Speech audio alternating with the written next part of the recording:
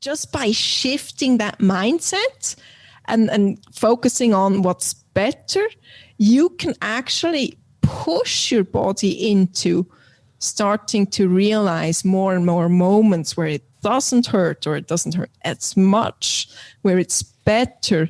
And by reinforcing the good and looking for the improved situations, the pain situations will gradually fade away. It's like that car example. You don't see the other cars anymore. Your brain is now looking for that same model you're driving, and it's going to look for the moments where it's better. And that's a really easy hack. It's really difficult to understand and to get that shift. But if you're successful, then it's actually going to be a reinforcing process. And the more you do it, the more it's going to enforce itself and the easier it's going to get, because automatically you're now away from that negative and looking for the negative situations and looking for the positive situations. At Active Life, we believe that the healthcare clinic of the future is the gym. Everybody starts with the best case scenario in mind. Never sell anything to anybody who is not in the market for what you have. The only reason we work out is to create the opportunity to recover. And the healthcare provider of the future is the coach. And this is why you guys need to get paid well, because what you're doing is really, really hard work. Linda Morgenthaler, welcome to the Active Life podcast. Hi, Sean. Thanks for having me. Oh, it's my pleasure. Thank you for being so patient. What you listening don't know is that before we started the show, our media director, Sean Super Cleary, is out because his wife just had a baby. And for the life of me, I could not figure out why I couldn't get Linda's audio to my headphones. So I called Sean in a scramble. I'm like, hey, what do I do here? I have 4 podcasts lined up today. Linda's the first one, and I can't get the audio working. He's like, is it plugged in? I said, yes. So we tried all these different things. And then he says, did you check the volume? I said, no. He said, check the volume, and it was off. So I appreciate your patience today, Linda. You're welcome. So, all right. Linda, you are a one-on-one coach at Active Life. You have clients on our behalf. And one of the things that you recently did that caught my attention and a bunch of people's attention was you did a Facebook Live in our Active Life Athletes Facebook group, which, by the way, if you're not a member of, you can request to join. You don't have to be a client of ours to be in that Facebook group to learn and get educated and enjoy the resources. And you did your talk about mindset. And it got a lot of really, really, really positive feedback. So I wanted to bring it to a larger forum. Cool. She's nodding. You can't see. She's nodding. So, Linda, let's talk about why mindset is it's so big as a category that it can be overwhelming and thought of as not that valuable because well, sure, everybody has a mindset. Like, what's your mindset thing? And how do you kind of summarize making it simple? How do you make this big category a simple thing to focus on? I think the most important thing to understand about the mindset is what you think about is what gets prioritized in your brain. So what might have happened to you once in your life, you went out and bought a car or went to the dealer and kind of decided which model you wanted. You went home the next day and you see it all over the place. And the thing is, they didn't sell more cars of your type overnight. But because you're now subconsciously thinking about your new car, you're telling your brain to give you the information whenever it sees the same car. So the thing is, if you're thinking about something, the mindset or your mind will prioritize that thing. So don't think about what not to do. That's the basic guideline. So when you say don't think about what not to do, That's a tongue twister to get in the brain. Like, don't think about what not to do. What you're describing is think about what you want to do. Yes? Exactly. Yeah. A great example that you were talking about on the Facebook Live was don't think about an elephant. I think it might even been a pink elephant. But it was whatever you do, don't think about a pink elephant. And you can't help yourself. The first thing you think about is the pink elephant, right? Yes. But we try so hard. An athlete, for example, asked me, what do I do if I'm scared of missing the lift? So what you're thinking about is, don't miss the lift. Don't mess this up.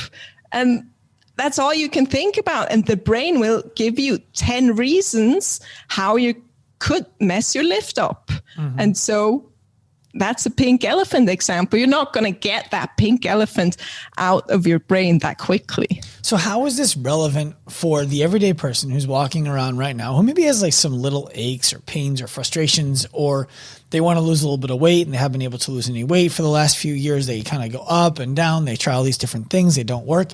How is this kind of a simple thought process, a simple thought change from thinking about what you don't want to thinking about what you do want?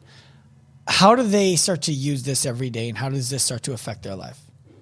Mm-hmm. It's actually really complicated for us because you're so into getting out of pain or losing that weight.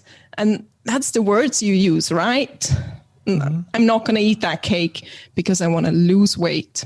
And you're always stuck in that negative mindset, what not to do.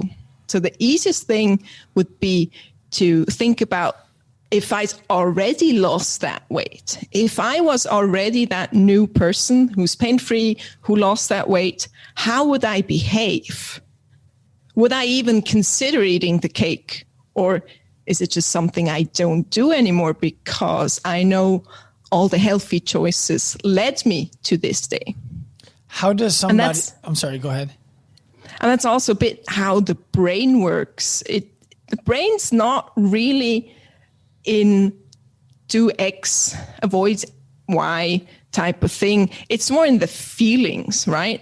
So if you're the person that has lost the weight, how does that make you feel? Are you proud of yourself? Can you finally go to the beach in a bikini? What does that exemplify for you? What does that feel like? And that's where you want to get the brain to. That's something the brain can imagine and think of a picture. And it's much easier to then start thinking about, okay, what do I need to do to get to losing that weight or getting out of pain? So let's stay on the cake for a second. Let's say that you're able to envision yourself being this person who last year felt uncomfortable taking their shirt off at the beach and this year is wearing a bikini or board shorts if you're a guy, or depending on where you are in the world, right? You're in Switzerland speaking your fifth language to us today. And I'm over here trying to figure out how to do this in my only language. So how does that person do a better job of thinking to themselves, the fitter version of me would avoid eating that cake, to becoming the person who says the fitter version of me isn't tempted by that cake? Aren't those both negatives? How do they turn that? I don't know how to turn that to a positive. Yeah. So the positive is, how do you feel if you reach your goal, right? How does that make you feel if you've now lost that weight successfully? Mm-hmm. And that is something you could find in a different scenario. So what I often work with clients is finding something else where they are successful, where they don't doubt themselves, where they know they will make the right choices. So let's say that's parenting for some reason. They feel really successful at parenting. And we're going to try and find an example of why they don't doubt their decisions when it comes to parenting and how that makes them feel. and then take that and apply it into the cake setting. Okay, so now I have some real good meat to work from. First of all, I'm blown away that anybody would say the thing I'm really confident I do well is parenting. As a parent of 3 kids, I'm like, oh my, I don't know. I hope these kids are going to live to their 30s. I don't know. I hope. Okay, so you have a client, for example, and you say you're struggling with this over here with the cake. We're going to stay on the cake. And you feel very confident in the way that you parent your kids. I want you to apply the way that you feel in your parenting to the way that you feel about making decisions around eating that cake or eating something in place of that cake or whatever. Can you walk us through what that conversation would look like? Meaning, if I was your client and you said to me, Sean, what are you confident in? I said, I'm really confident in the way that I'm raising my kids. First of all, not what I would say, even though I think I do a great job, but let's just play it from there. So I would ask you, why are you confident in making those parenting decisions? And we'll have the conversation. Yep. So I'm confident in making those parent decisions because I've learned that for myself to be able to make decisions that I believe I have the autonomy over actually allows me to do the same thing over and over and over again. If I just told my kids what to do, which is what I used to do, they would do it for the moment and then go back to doing what they wanted to do the next time. If I can have a conversation with my kids now where they believe it's a better idea for them to do the thing that I want them to do, but they came to the belief themselves, then they're likely to do the thing I want them to do every time. And I've seen that difference, so I'm confident in that approach. And how does that confidence make you feel? Calm. Really calm. Like I was never high strung, but the fuse was really short when it came to the kids, where I would have to take a deep breath and walk out of the room and then come back into the room. Now I can kind of sit in it for a lot longer. Mm-hmm. So what I understand you're saying is that you've learned in parenting that autonomy of the decisions will be helpful to keep them on that path. And that makes you calm when deciding to go down that route. Yes. So if you take this into the cake decision, should you have the cake? Is it beneficial? Is it not? Do you need to have the cake just to make you feel good? And you take that same calmness and apply it and know that if you make the right decisions, it will benefit you down the road. What would change about deciding about that cake for you? I think that there would be a space between the moment before I ate it and me deciding that I wanted to eat it. And that space, if I'm calm, might allow me to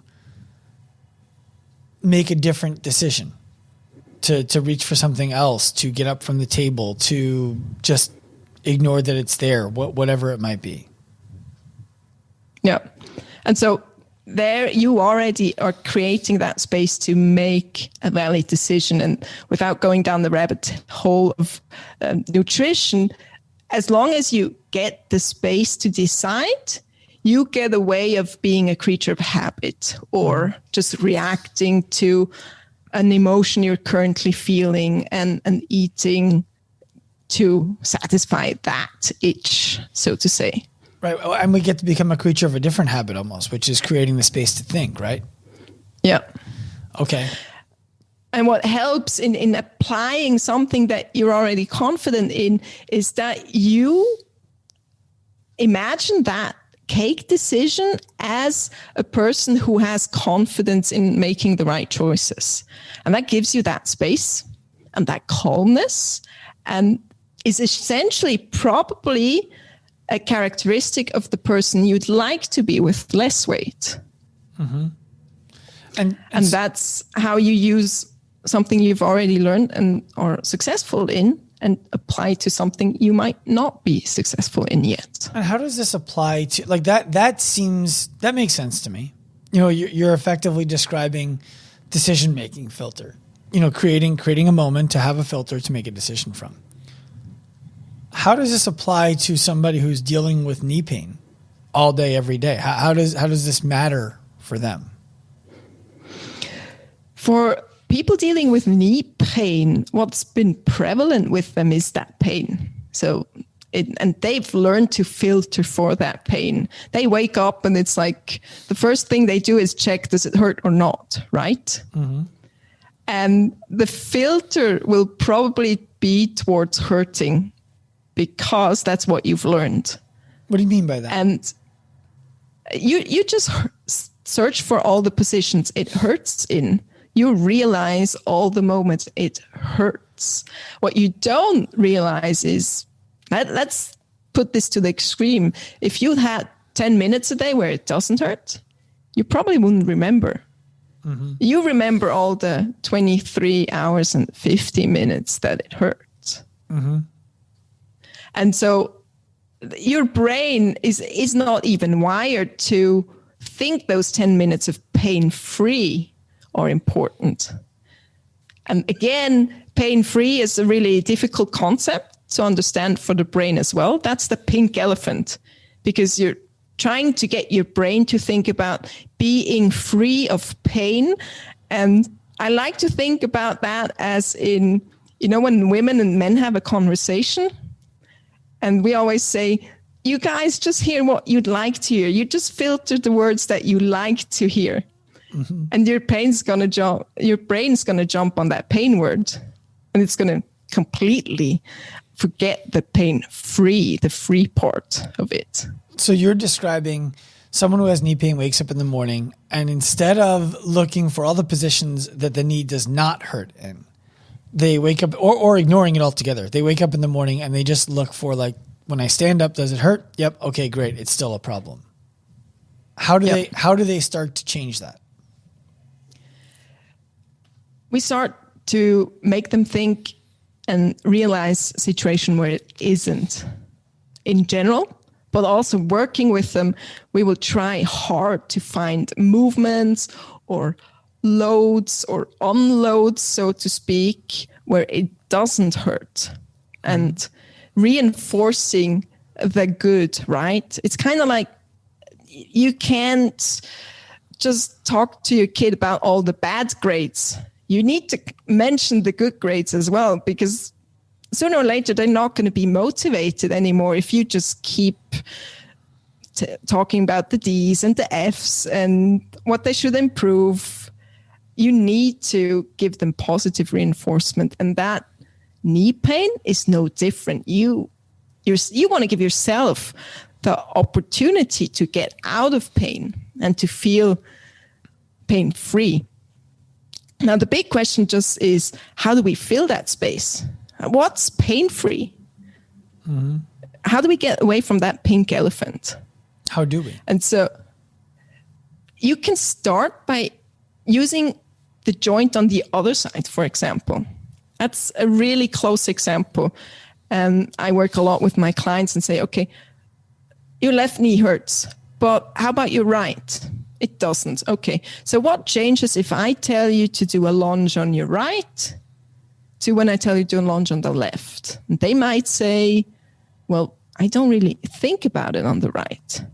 So exactly, you don't even get into that situation. Oh God, it might hurt.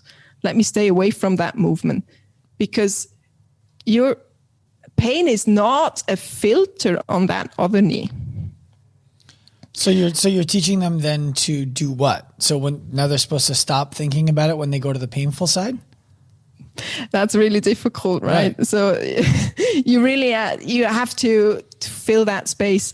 So you dive deeper into either finding another example where they feel confident.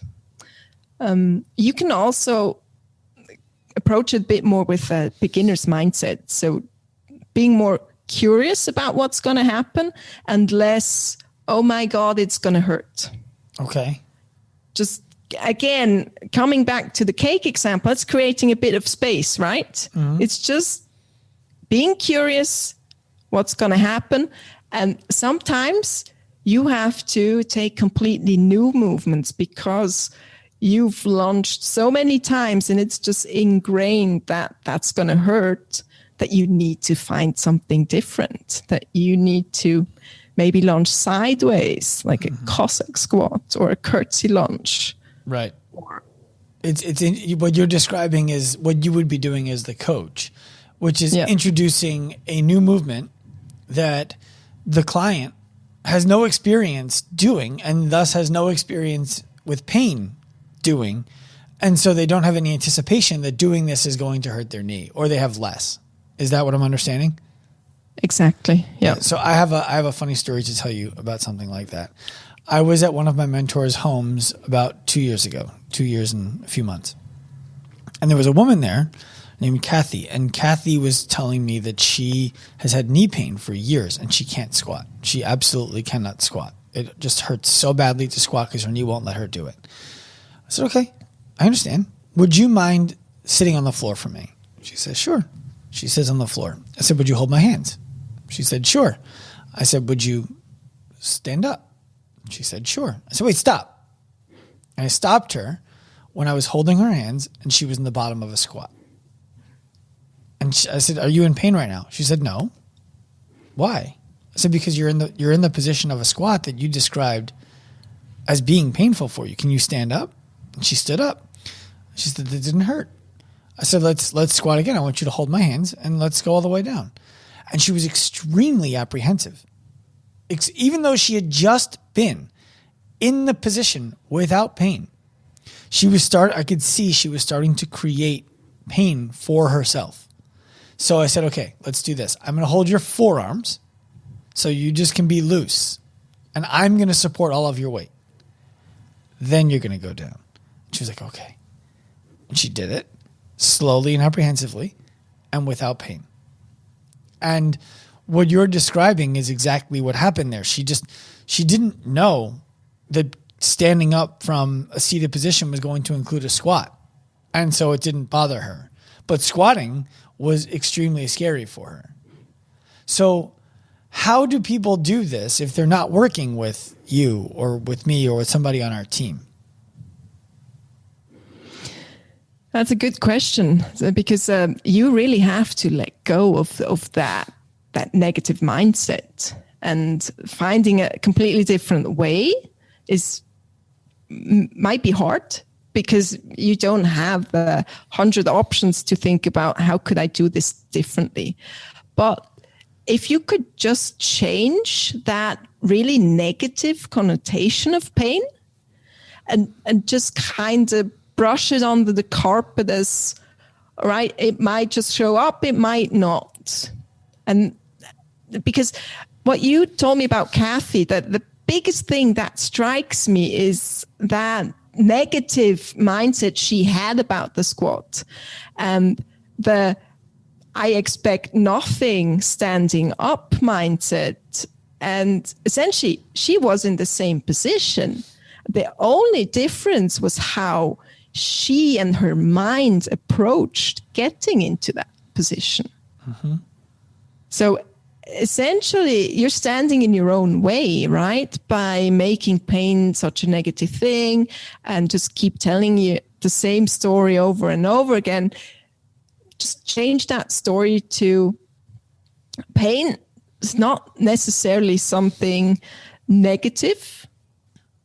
It might change over repetitions. Give yourself that option. Give yourself the option to do 3 or 4 repetitions and just look at every repetition differently and just welcome it as an open mindset, see what happens. And if you can't get away from that, then start using the other example. Start concentrating on your good knee. Start concentrating on the calmness you feel when you're parenting, and really bring up that other already positive picture or other positive joint and think about that, and kind of you occupying your mind with something different. Mm-hmm. And then just approach your movement. one of the things you said there sparked some of my memories from when I was coaching clients one-on-one. And one of the things that I would do, I don't think I put it together when I was doing it. But one of the things that I would do is ask people, let's just see if it gets better with 5 reps. Just do 5 reps. And if it gets better with 5 reps, that's a good thing. We'll keep going. If it doesn't get better with 5 reps, then we know we need to change the movement. And that, as I'm putting it together now, I didn't put it together then. I'm putting it together right now while I'm talking to you. That shifted people's minds to thinking, I wonder if this is going to get better. I wonder if this is going to get better. I wonder if this is going to get better 5 times. And oftentimes it does, because instead of thinking about this is going to hurt, they start thinking about, I wonder if this is going to get better. I wonder if this is going to get better.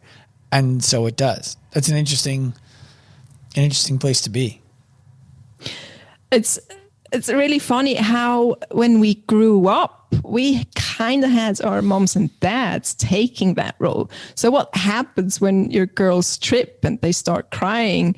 You go over and say, it's just a scratch. It's going to be fine. Mm-hmm. Go about, take your next step and see. And then like, oh, I guess it's not that bad. I can stop. And we've just, in some of these knee pain things, we just got so used to it always hurting at the first rep, and we never go past it, that we get stuck in that it's always going to hurt. Now you have to give yourself that kind of prep or talk that it's going to be fine. It's not that I'm going to break my knee when I do another rep. It might even get better, etc. Yeah, I go down that path of positive My thinking. wife is a funny example of this. She's working with Coach Kate, who is also a one-on-one coach on our staff. And I said to her it was like 2 weeks into her programming. I said, how are you feeling? And she's like, it still hurts. I'm like, well, it's been 2 weeks, so that's okay. I said, but is there anything different about it at all? Like, is anything about your symptoms different than when you started working with Kate? And she says, well, yeah, it doesn't hurt at night anymore. Like, I can sleep through the night, but it still hurts during the day. I was like, so hold on a second. You've been working with Kate for 2 weeks and you get your sleep back. 2 weeks. That's not worth, like, is that not worth focusing on? Should we not be thinking about that? Should we not be celebrating that? And I think that it's easy for people to be hard on themselves, to shine a light on the things that they are not doing well, the things that are not improving, because they are the most painful emotionally. And it's difficult to look at the things that we are doing well and see them as a sign that everything is improving, because you're not all the way there and you don't want to give it to yourself. Does that resonate with you? Have you had that with your clients or with yourself even? Yeah, definitely. You also get into that rut of just looking for stuff that still hurts. Like in your wife's example, well, it still hurts when I work out. Mm-hmm. It's better when I sleep, but you're so stuck in kind of completing a list of where it still hurts. That's what you focus on. And that's, again, that pink elephant really drawing your attention. Look at me. This is what still hurts. And just by shifting that mindset and focusing on what's better, you can actually push your body into starting to realize more and more moments where it doesn't hurt, or it doesn't hurt as much, where it's better. And by reinforcing the good and looking for the improved situations, the pain situations will gradually fade away. It's like that car example. You don't see the other cars anymore. Your brain is now looking for that same model you're driving, and it's going to look for the moments where it's better. And that's a really easy hack. It's really difficult to understand and to get that shift. But if you're successful then it's actually going to be a reinforcing process. And the more you do it, the more it's going to enforce itself and the easier it's going to get, because automatically you're now away from that negative and looking for the negative situations and looking for the positive situations. What is that called? The reticular activating system? Is that what that's called? You're not sure? Could be. I think it's called the reticular activating system. I'm going to Google that while we talk. But the interest, we talk about this all the time with the coaches who we work with in Pro Coach and in Pro Path. And the idea of it is, you might believe that there's nobody who wants to work with you in the gym, right? There's no clients who want to work with you. Reticular formation, by the way, is the place where it happens. The reticular activating system is the fundamental role of arousal, sleep, awake, transitions. So that might be the wrong one. I don't know. Damn it. We'll have to come up with that, and I'll have to talk about it on Instagram or something after the fact. But anyway, to do a follow-up. Yeah, it's not, I don't think it is a reticular formation. But anyway, that's less important than knowing how this thing works. It's the idea that if you think nobody is going to work with you or nobody wants to work with you, then you're not going to find anybody who does. Where if the opposite is true and you're believing that you could help just about everybody until they prove otherwise, well, then now you're going to have conversations with everybody. And the people who you can help are going to end up being your clients. And it's the same with a client if you're dealing with knee pain or shoulder pain or back pain. If you're keeping that mental list of all the things that still hurt, and you're not also keeping the mental list of all the things that no longer hurt, then you run the risk of staying in the negative mind space all the time and constantly looking for another thing that hurts to validate the reality that you have this problem, where you might actually be better suited to start keeping a mental list of only the things that no longer hurt and celebrating those, because then more will likely join that party until all of a sudden nothing hurts. But so as we talk about the value of mindset and thinking about this kind of stuff, where does real physical problems come into play? Because you might actually have, let's call it, for example, a degenerative tendon issue in your knee, and all the mindset in the world isn't going to change the cellular structure in the knee immediately. Yep. So that's where the biggest doubt also creeps in, right? And doubt will always fire your emotions, and it will always make it more difficult to get that space when you're decision making, or get that space to move from negative to positive mindset. Important for people in pain to understand is there is always a mental component to pain as well. It's highly subjective. Everyone went through different experiences in life, and where you're at today and how much you think this injury is, or what you're feeling is detrimental to you, will influence that. But the same thing applies. You could still be reinforcing moments when it doesn't hurt and tuning down the pain, so to speak. It might not make it go away. If it's a degenerative tissue, it might come back. It might come back at a different frequency or intensity. Yeah. And in the end, you still have to fix underlying problems, right? That would be too much woo-woo for everyone, that you could just think pain away. That's kind of too far to go nowadays. That would be great. But the way I look at it is, for anybody who's got a cortisone shot is meant to create a momentary reduction of your inflammation and therefore your symptoms, so that you can do the rehabilitative work necessary in that asymptomatic window, so that when the cortisone shot wears off, you've been able to alleviate the problem. The issue is things like cortisone shots cause early onset degeneration, which means that we'd rather not have to get them. Changing the way that you think about something does not cause any early onset degeneration. And if we can create the same window to help ourselves simply by changing the way that we think, well, then all of a sudden we've changed a lot, and we no longer have to think about the pain that we're in. We can think about the work that we need to do to get out of the pain. So I'll give you another example that I found really interesting when I first learned it from Tony Blauer, who coaches on self-defense and who I now call a friend. Tony was talking to me about the difference between trying not to get beat up and doing what you need to do to end the fight.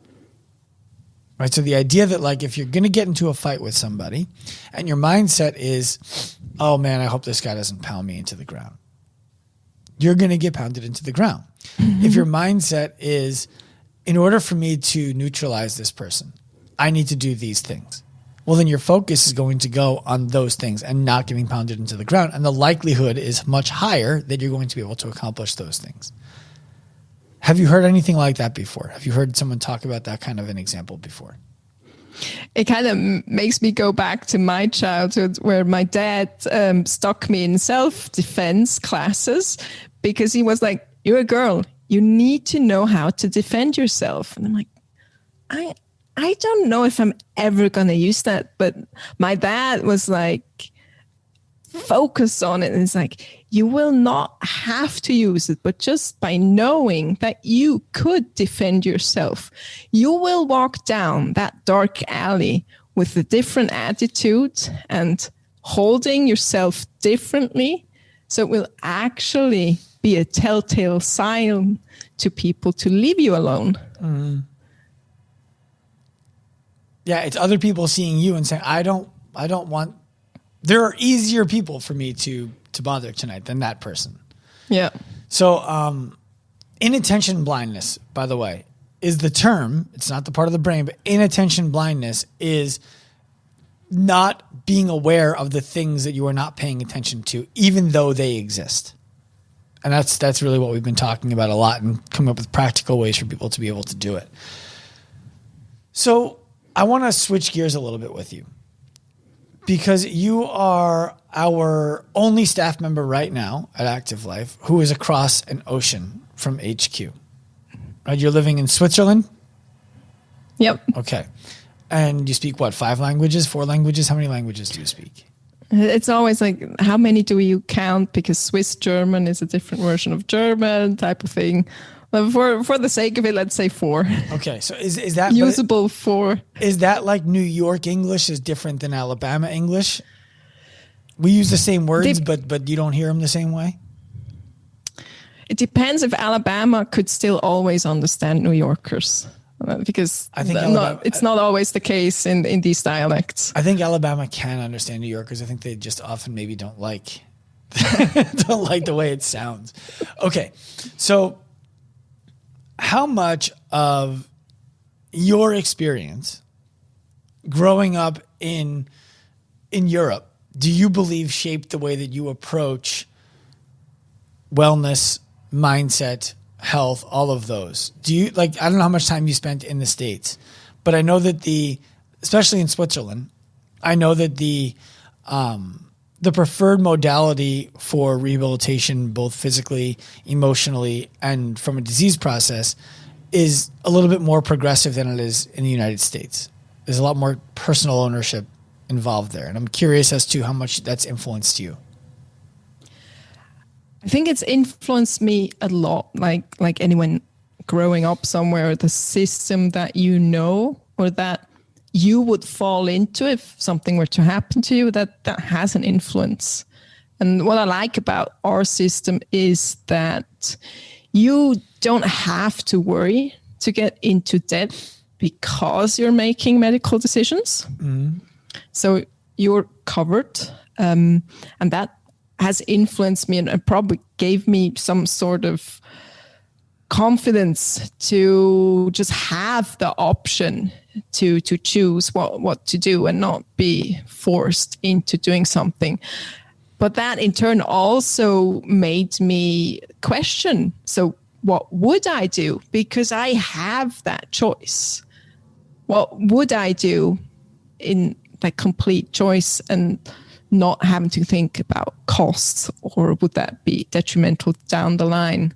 for me if I made that decision. So do you think that having that level of confidence that, okay, if I make a mistake, I'm going to be okay, allows you to take more chances with your own health, with your own wellness, with your own exploration of everything?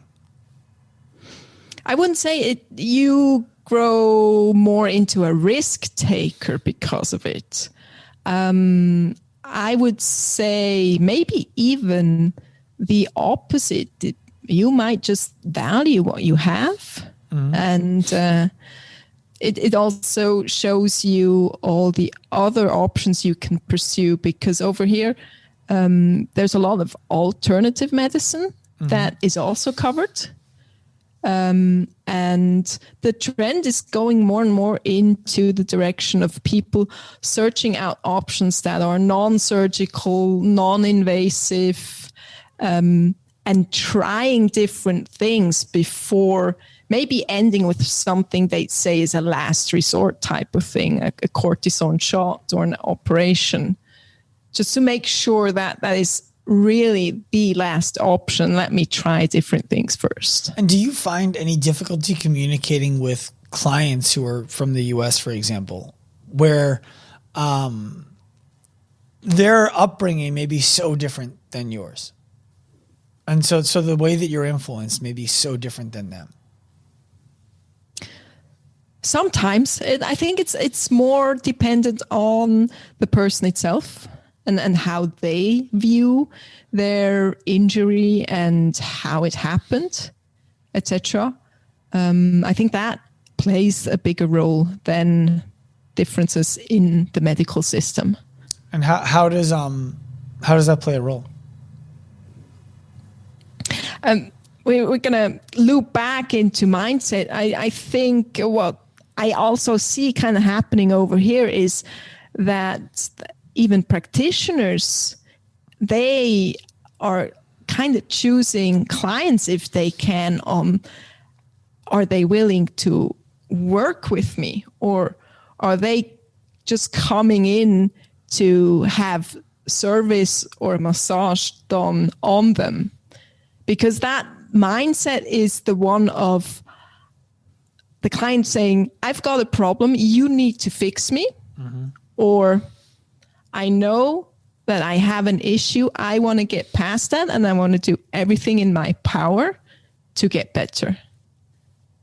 And the outcomes, whatever practitioner you're talking to, are just widely different. If you have a person who's actively taking part in that journey to a person who's in the mindset of, I just need to have this fixed and I'm really dependent on you giving me the solution and waving the magic wand, and I want to walk out of here tomorrow feeling better, that type of deal. So how does that, I imagine working with a client at Active Life, for example, you're not going to get many people who are like, I need you to do this for me, because they understand that at the end of the day, the reps, the sets, the rest, the tempos, they're theirs.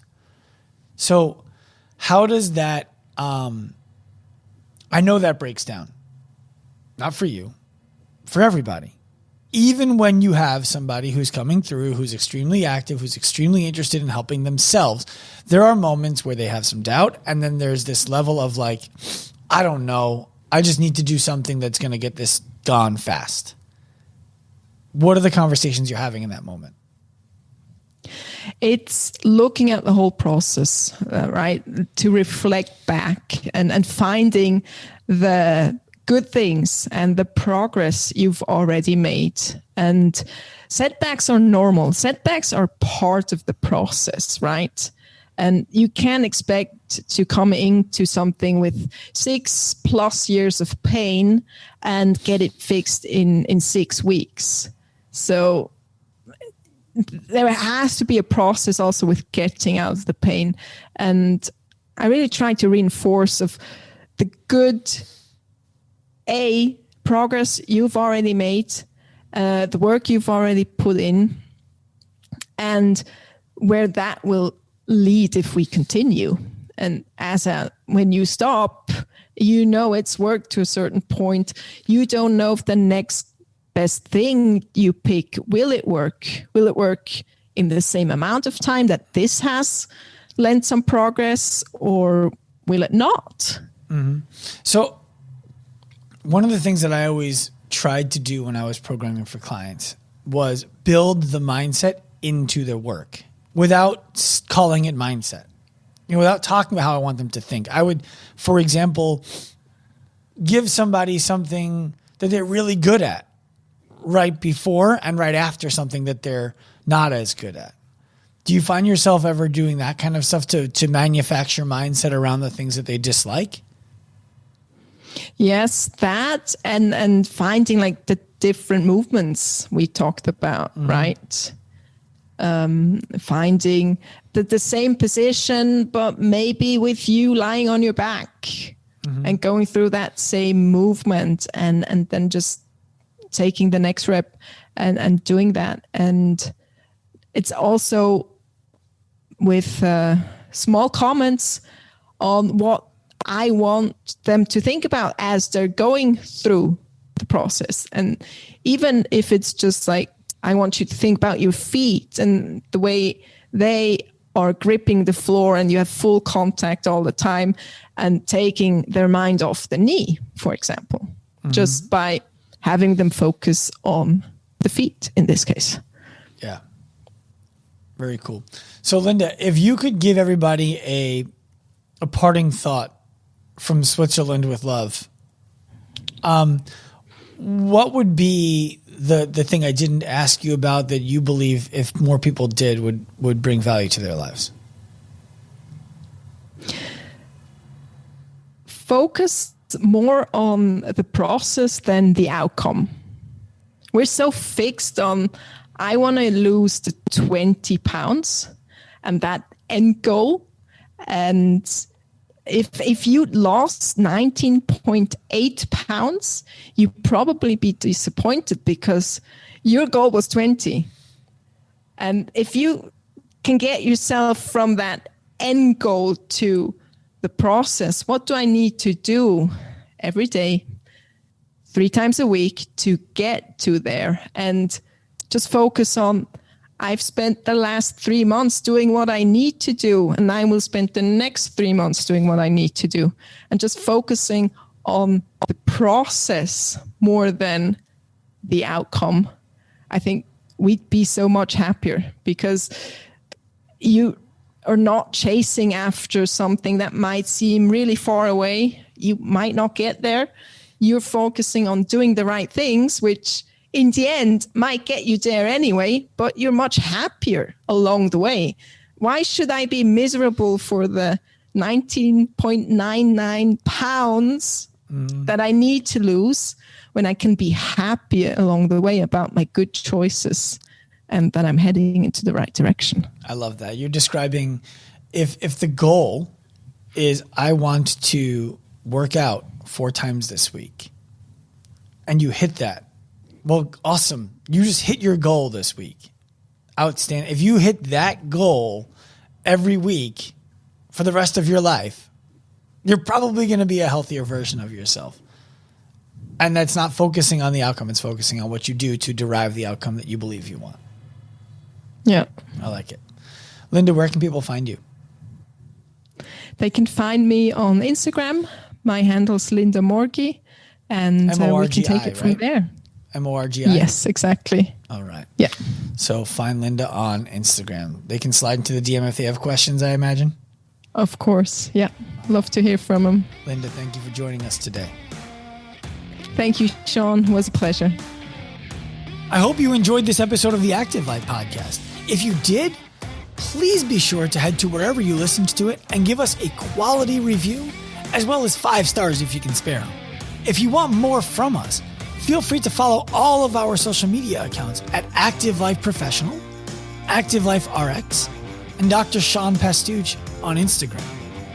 Remember, at Active Life, we believe that the healthcare clinic of the future is the gym, and the healthcare provider of the future is the coach. We also believe that future is now. Time to grow.